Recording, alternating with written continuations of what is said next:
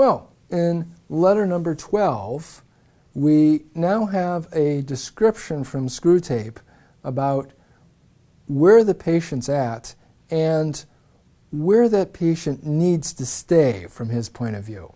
Sort of his overall tactic, his overall plan about how to lead this guy away from his faith life and away from Christ. The first and most important thing is that this guy needs to be kept in the dark about his real state. Remember what he said earlier about we want this guy to be able to practice self-examination for an hour and not know things about himself that would be obvious to anyone who was around him for 5 or 10 minutes. Well, likewise, you want this guy to not be aware of how the new friends have influenced him and how they're really wearing down his faith life. Get him to think that all the changes he's made in his life are small and revocable. They can be taken back, even though he's being carried out of his orbit around the enemy. There's this great metaphor that Lewis uses of thinking of the patient's faith life as really being in orbit around God, and that somehow you're moving him out from that bit by bit so that he's spiraling out into empty space. Okay? But this is something that has to be handled very carefully. So Screwtape will observe, I'm glad that he's still a churchgoer and a communicant. And that's the kind of thing I think that readers are puzzled by. Why would Screwtape be happy this guy is still going to church and still receiving the sacraments? Because what he wants is this guy still has external practices, but you're gradually eroding the interior life. None of those external practices are going to sanctify, are going to contribute to this guy, to his holiness, if in fact he no longer has a prayer life. He no longer has a real inner connection to God. But of course, he's not going to be aware of that if he's still got those external things going on.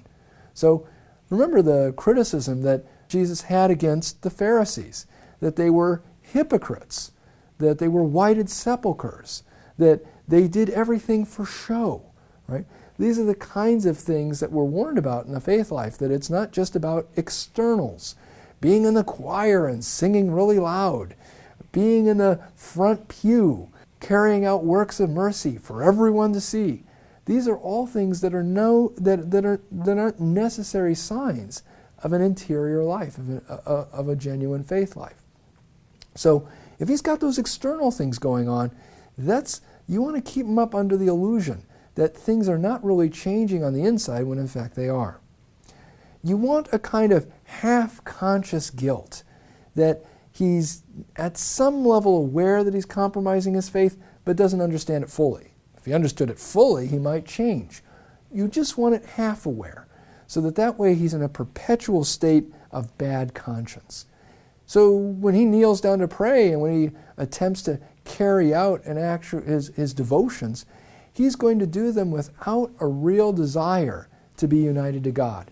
Because of course, if he really had that encounter, it would bring to light what's happening in his own faith life.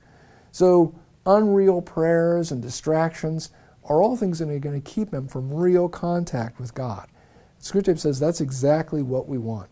A real encounter with God would wake him up. Another thing that you want to encourage with the patient is distractions.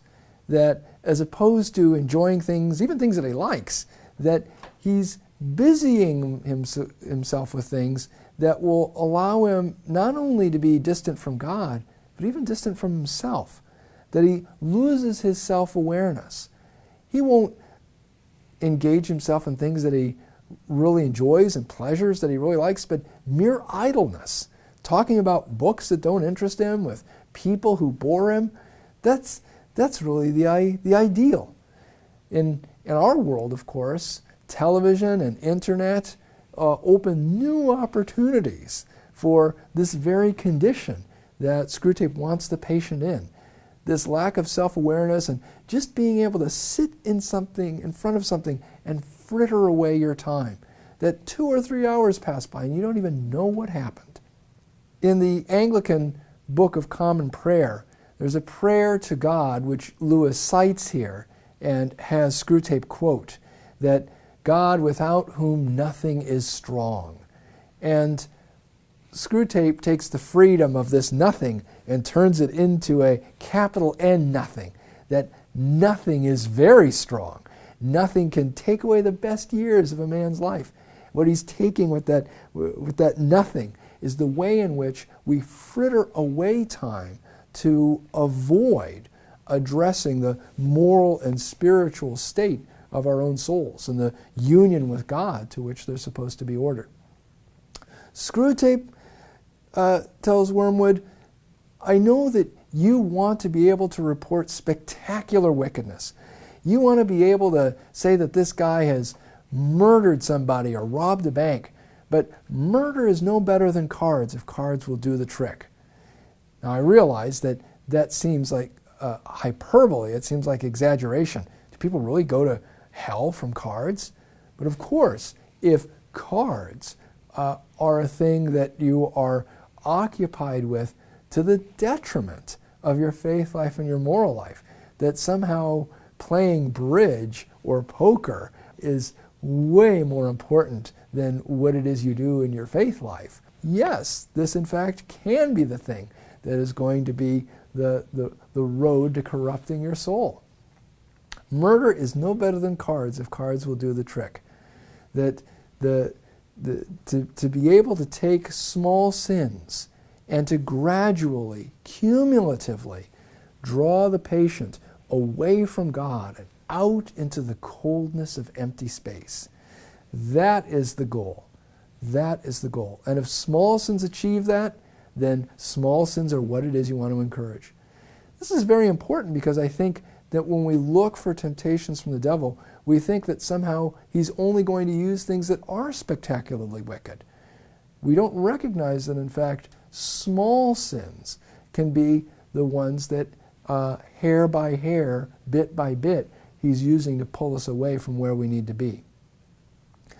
One of the, to my mind, most memorable quotes of the Screwtape letters occurs at the end of this letter, letter number 12. The safest road to hell is the gradual one, the gentle slope, soft underfoot, without sudden turnings, without milestones, without signposts. That one of the things that we have to appreciate in the Christian life is the need for self-knowledge. And that's exactly the thing that Screwtape is saying here in this upside-down way that he gives spiritual advice. That to keep the patient ignorant of what's happening to him is the most important means to damning him. So from our point of view as Christians, to be aware of where our loves and where our desires are carrying us is essential, absolutely essential to spiritual growth. Well, in the next letter, we'll see that the patient makes a bit of a recovery, that the patient sees where he's headed and now makes a change of course.